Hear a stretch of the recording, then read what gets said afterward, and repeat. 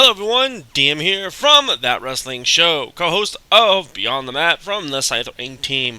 Well, it's official. WrestleMania 27 is over and done. And many of you are probably wondering, well, how well did it do? Did it stack up compared to other previous WrestleManias, or was it about as shallow and condensed as WrestleMania 9? WrestleMania opens up with The Rock opening up the show. And for 15 minutes, to be honest, he bullshitted. For 15 minutes. You'll see why I was rather annoyed about this later on when we get into the review. The Rock opens up the show. Let's get on with the first match.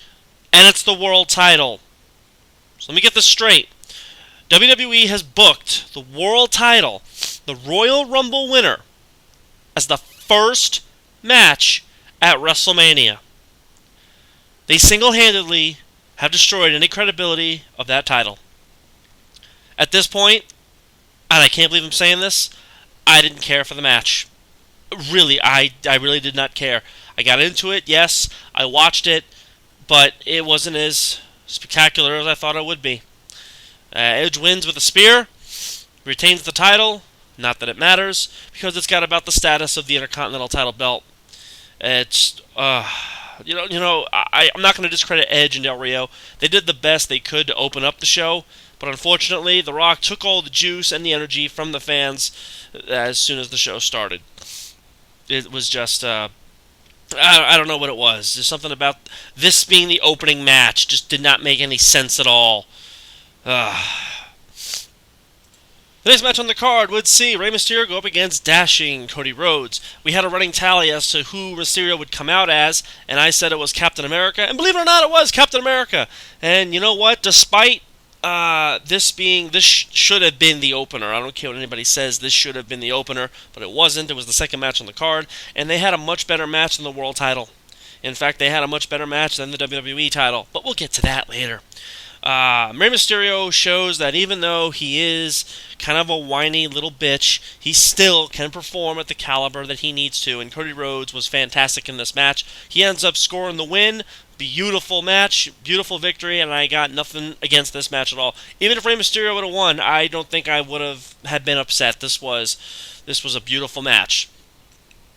The next match we get after that was the Core going up against Santino Marella, Kofi Kingston, Big Show, and Kane. Or better yet, I should probably just say it was Big Show versus Heath Slater, because that's all about that happened. This match lasted about 5 minutes, and that was the end of it. The faces win. That's all you need to know. Let's get on with it.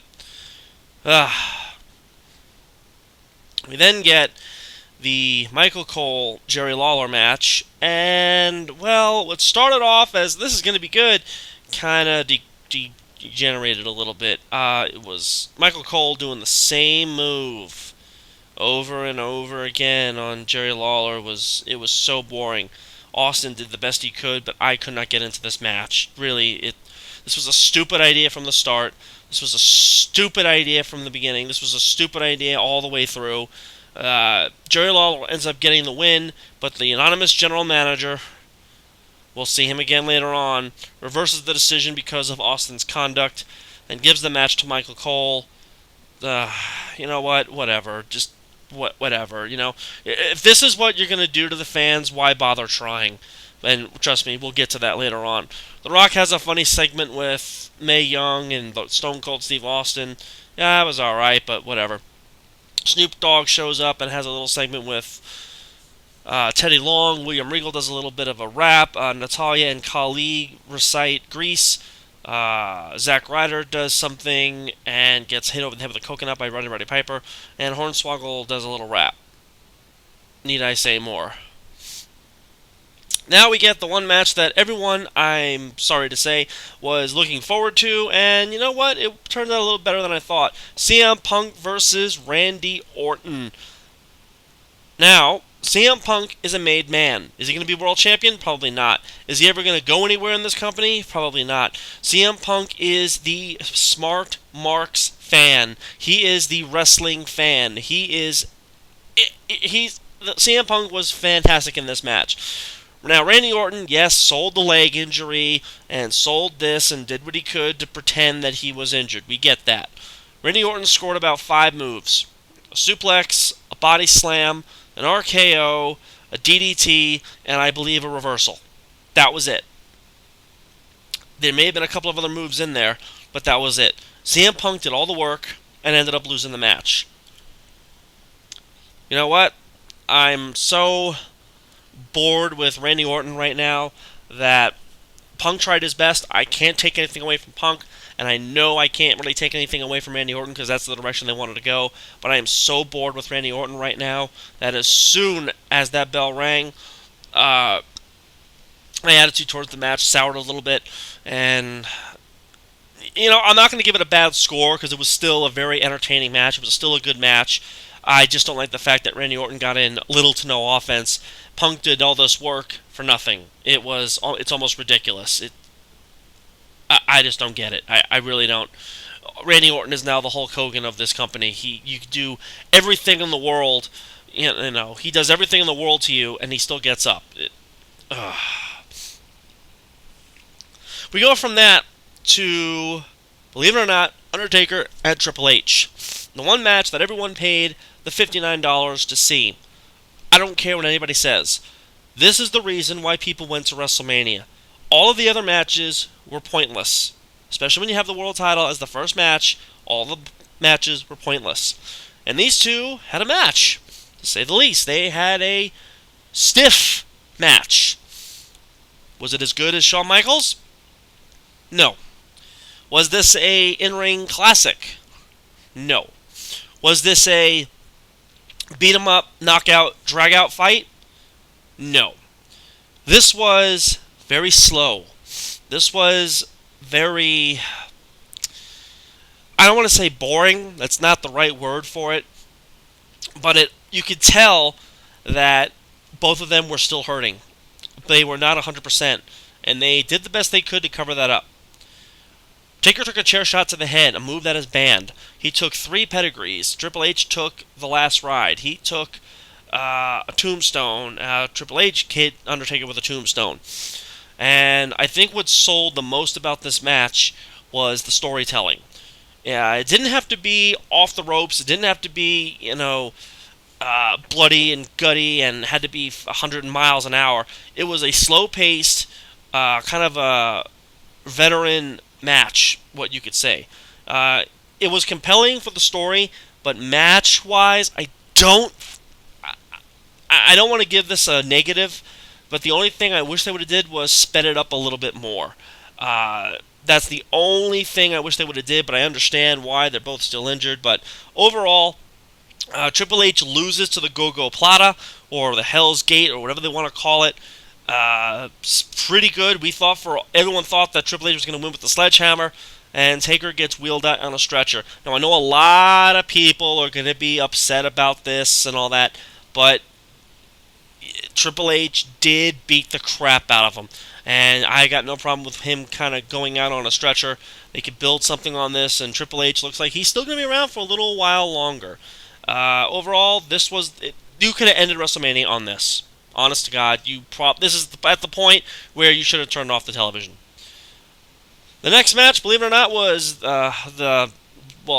Snooki, John Morrison, Trish Stratus, Lay Cool, and Dolph Ziggler. Wait, let me correct myself. Trish Stratus versus Michelle McCool. That's what this match was, with Snooki doing a backflip. That was it. Snooki wins. You know what? I got no problem with it. I mean, at least she did like 2 moves, and that was it. So, whatever. Moving on. And then we get to the main event of the evening, John Cena versus The Miz. Miz had a good entrance. Cena had a dumb entrance. A stupid entrance. This was,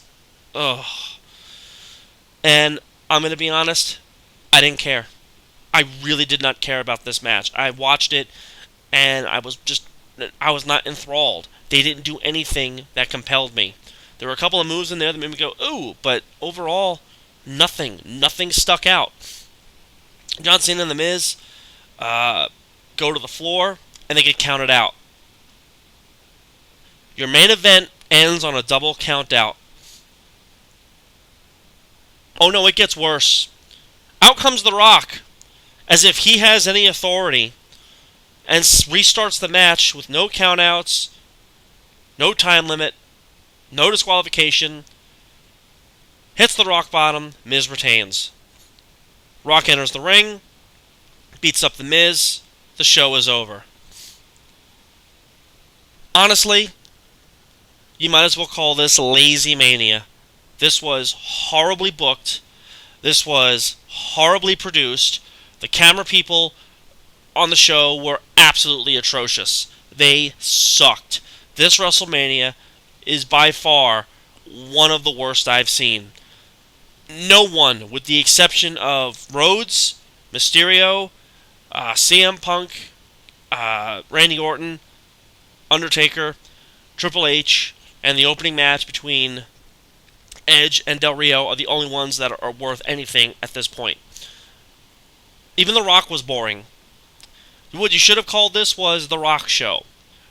It's not WrestleMania, it's Rockmania. This was... you know what? I'm trying really hard not to be down on this WrestleMania. I'm trying really, really hard.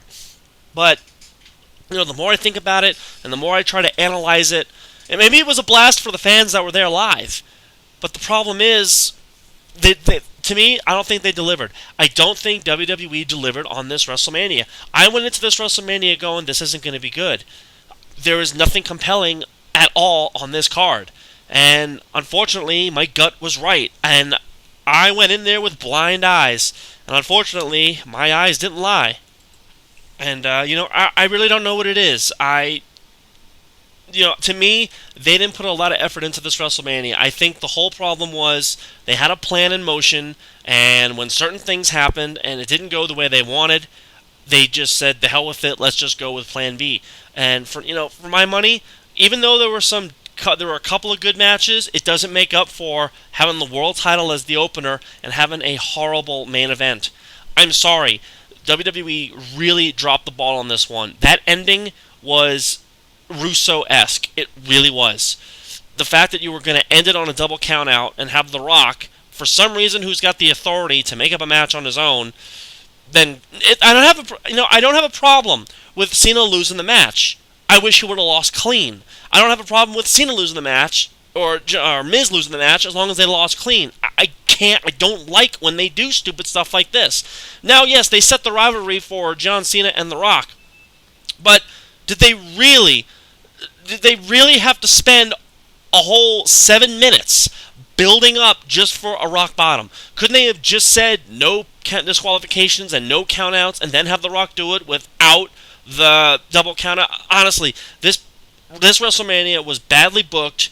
It was poorly produced, and for my money, not for nothing, but this was. I don't want to say it was a bad Mania, but it was far from good. It was average. It was lackluster. This was something that you would catch on Monday Night Raw. I'm sorry. I'm so sorry. I know the guys tried their best. This was not a good WrestleMania. And I know there's going to be people that are going to agree with me and disagree with me, and that's perfectly fine. That's perfectly fine if you agree or disagree with me. I'm okay with that. But for my money, for my attention, for my time, this was not a very good WrestleMania. There were only 3 matches I really cared about, and it was poorly booked, poorly produced, and I could not get invested in this WrestleMania. WWE dropped the ball. They failed. This was absolutely horrible. They put their hopes in The Rock, and it didn't work. And I'm sorry. This is proof that you cannot always rely on... You can't do it. And you know what? Honestly, if I miss Monday Night Raw, if I go away from wrestling for about a week or 2, I think I'll be all right. But other than that, that is my WrestleMania wrap-up. I'm sorry I'm such a downer. Unfortunately, Extreme Rules is probably going to be better than WrestleMania. And I will catch you all next time on That Wrestling Show. You can catch on YouTube, and you can also go to the forum at sitethepodcast.proboards.com. You can get Carl, James, BM, and everyone else on the forum's opinions about WrestleMania. I am DM saying, until next time, we'll see you then.